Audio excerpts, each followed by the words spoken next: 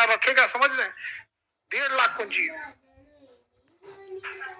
तो उसको सामानों भी चाहिए बहुत ज्यादा, आटा चावल चीनी ये सब चीज। तो हल्ला विक्रांत में जितना विशाखापट्टनम में जो भी थे लोग ना दुकानदार, सबको ऑर्डर दिया गया। नौसेना जाके विक्रांत आ रहा है, ये चाहिए, या आलू चाहिए 40 ट्रक आलू, 2 ट्रक अंडा, फल चाहिए, ये चाहिए, पूरा हल्ला हो गया विशाखापट्टनम में, मंडी लग गई।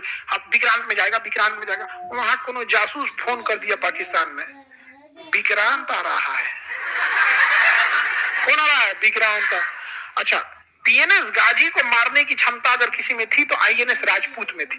एक जहाज थी जिसका नाम था आईएनएस राजपूत, और आईएनएस जहाज राजपूत खराब हो गया था, उसकी इंजन में कुछ गड़बड़ी आ गई थी, और उसके बनने के लिए उसे रखा गया था कहां पर? विशाखापट्टनम। तो सोचिए, आईएनएस राजपूत तो जा नहीं सकता था, कहां रखा हुआ था? विशाखा। अब बुला लिया गया पीएनएस गाजी को, कहां? विशाखा। कोई जासूस फोन कर दिया पाकिस्तान में, और पाकिस्तान वाला फोन कर दिया पनडुब्बी को कि जाओ तुम विशाखापट्टनम जाओ, जाओ वहीं विक्रांत है, मार के गिरा देना। और जब वहां गया ना, तो वहां कौन खड़ा था? आईएनएस राजपूत। मारा आईएनएस राजपूत, उधी आ गया पीएनएस गाजी, पीएनएस गाजी डूब गया। अमेरिका इतना गरियाया पाकिस्तान को कि तो हमारा इज्जत तो उतार दिया रे चोटा कहीं का, ये पनडुब्बी कैसे हरवा दिया वहां, पता नहीं कैसे मार दिया।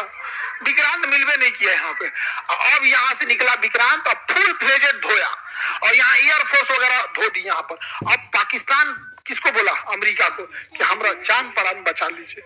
बहुत इज्जत का सवाल है, अगर ये बच गया ना, ये जगह हम आपको सैन्य अड्डा के लिए दे देंगे। अब यहाँ से चाइना को कंट्रोल कीजिएगा, भारत को कंट्रोल कीजिएगा यहाँ पर। वहां से कौन चल दिया? अमेरिका। कहा कि बेशक हम आएंगे तुम्हें बचाने के लिए। तो यहाँ से कौन चल दिया? अमेरिका। ये है कौन? पाकिस्तान। और ये यहाँ लड़ाई चल रही है बांग्लादेश में, और यहाँ हम लोग का कौन खड़ा है? विक्रांत।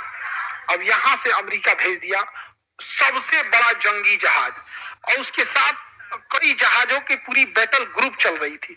पनडुब्बी जो थी नीचे, उसका पनडुब्बी लेके आया, विमान वाहक पोत लेके आया, मिसाइल मारने वाला आया, कई जहाजों का पूरा ग्रुप लेके कौन चल दिया? अमेरिका।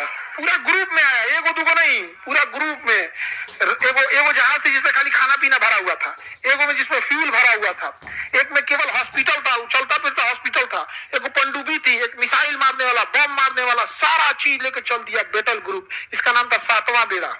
क्या नाम था? इस 7वां बेड़ा के साथ कोई नहीं चल सकता था, और इसमें अमेरिका लेके आया था परमाणु बम। सोचिए, भारत को मारने के लिए परमाणु बम लेके चलाया कौन?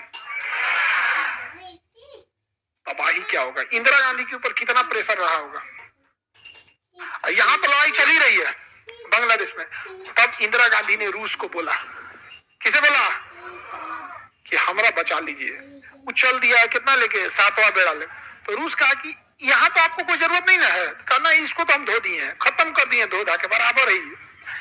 तो यहाँ से इसने भी अपने बैटल ग्रुप को भेज दिया यहाँ पे, इसके में भी पूरा परमाणु बम पनडुब्बी तैनात थी। इसका नाम था 40वां बेड़ा।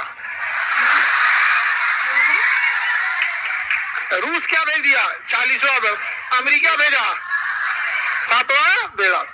अमेरिका को आने में टाइम लगा, जब तक रूस यहाँ आके पहुंच गया, और पूरी जहाजों को यहीं लगा दिया चारों ओर से।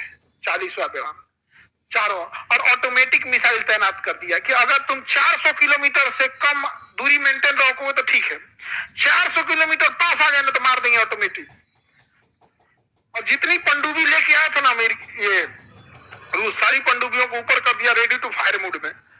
तो अमेरिका के साथ ना ब्रिटेन भी आया था, ये दोनों साथे चलता है सर। तो ब्रिटेन वाला ना अपने प्रधानमंत्री को फोन किया, वी आर टू लेट, ई वाला टू, TOO, बहुत लेट हो गया। हाँ, हुजूर आते आते बहुत देर कर दी। तो गाना है ना, हाँ, बेचारा पाकिस्तान गाना गा रहा है, हुजूर आते आते बहुत देर कर दी। ब्रिटेन का रहा बहुत देर हो गया, अब हमारे बस का नहीं है। 40वां बेड़ा आ चुका है। तो अमेरिका धमकी दे रहा है कि हमारे पास परमाणु बम है, हमारे पास परमाणु बम है, लगभग 100 की संख्या में परमाणु बम लेके चल रहे हैं। तो रूस ने कहा कि हमारे पास भी परमाणु बम है, और जब चला था ये बैटल ग्रुप ना, तो उस समय तक गिनती जो हुई थी वो 200 के आसपास थी। जल्दबाजी में पहुंचना था, गिनती नहीं हो पाई थी।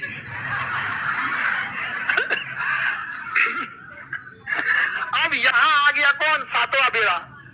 गया सातवां, और यहीं से कह रहा है भारत तुम लड़ाई रोक दो भारत तुम लड़ाई रोक दो।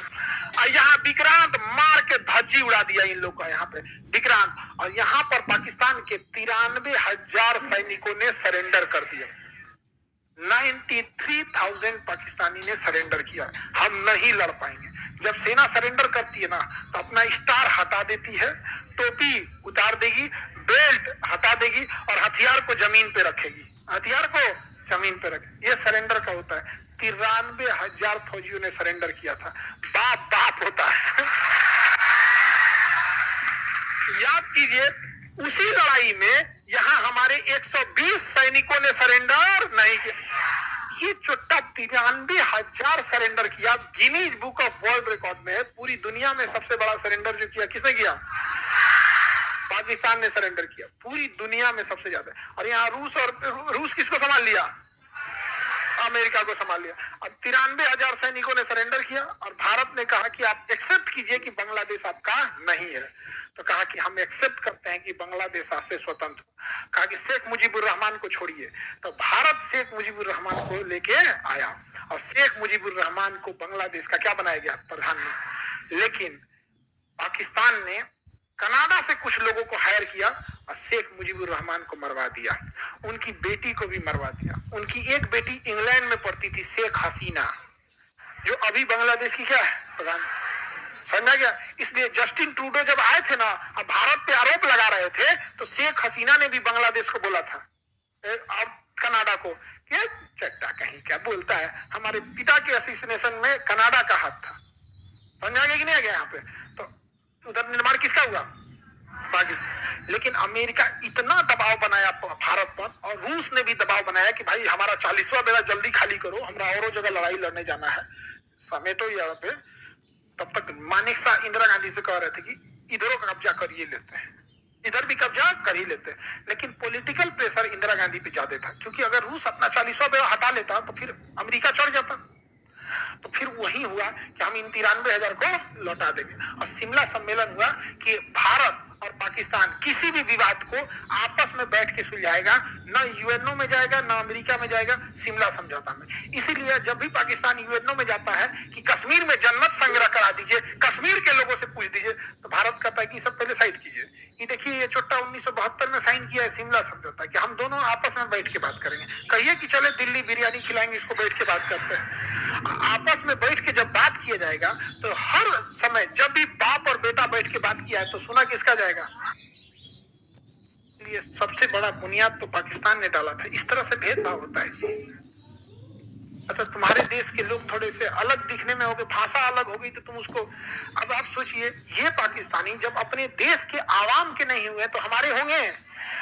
हाँ, कुछ आदर्शवादी लोगों का कहना है कि पाकिस्तान से मतलब पाकिस्तान को ऐसे नहीं बोलना चाहिए, ये नहीं करना चाहिए। अजब हाल है, आप पाकिस्तान को अच्छे से नहीं जानते हैं। इसका कोई उपाय नहीं है यहाँ पर। इन गधों को, इनको, खैर ये लोग तो अलग दुनिया के लोग हैं, फरिश्ते आएंगे इनको बचाने। एक वीडियो देखने में 93,000 के लिए नहीं आया, शायद लेट हो गया था। समझ आ गया कि नहीं आ गया? बांग्लादेश का निर्माण कब हुआ? 1972 में लड़ाई हुई, लड़ाई मान्यता मिला 72 में। कितने सरेंडर हुए? 93,000। हम एक हिस्ट्री की बुक पढ़ रहे थे पाकिस्तान की, जैसे वहां के जो बच्चों की होती है, अब तो ऑनलाइन आप कहीं की बुक पर मंगा के पढ़ सकते, तो हम पाकिस्तान के बच्चों की किताब पढ़े। हम मैट्रिक की बुक ले, उसमें कहीं 71 की जंग की चर्चा नहीं है, तो हम ऑनलाइन ऑर्डर मतलब ऑनलाइन ऑर्डर करेंगे, आएगा नहीं तो एक ऑनलाइन पढ़ने की भी व्यवस्था होती है, ई बुक। क्लास 6 से लेकर 12 तक, जैसे हम लोग एनसीईआरटी पढ़ते हैं ना, उसके क्लास 6 से 12 तक में बांग्लादेश की लड़ाई की चर्चा ही नहीं है, बस चर्चा है। और ये 93,000 सैनिकों के सरेंडर की चर्चा नहीं है। समझा क्या? ऐसा रखा गया, बांग्लादेशी रहना नहीं चाहते थे, वो पाकिस्तानियों को अलग भावनाओं से देखते थे, इसलिए भारतीय पाकिस्तानी सेना उन्हें उनके हाल पे छोड़कर और चली आई। उनके बाप रे बाप, अब शिक्षा में ऐसे मिलेगा तो क्या होगा? क्या आप भी स्टॉक मार्केट में इन्वेस्ट करना चाहते हैं पर कंफ्यूज है कि कौन सा ऐप चूज? आतंकवादियों को माफ करना या ना करना ये ऊपर वाले का काम है, लेकिन आतंकवादियों को ऊपर वाले तक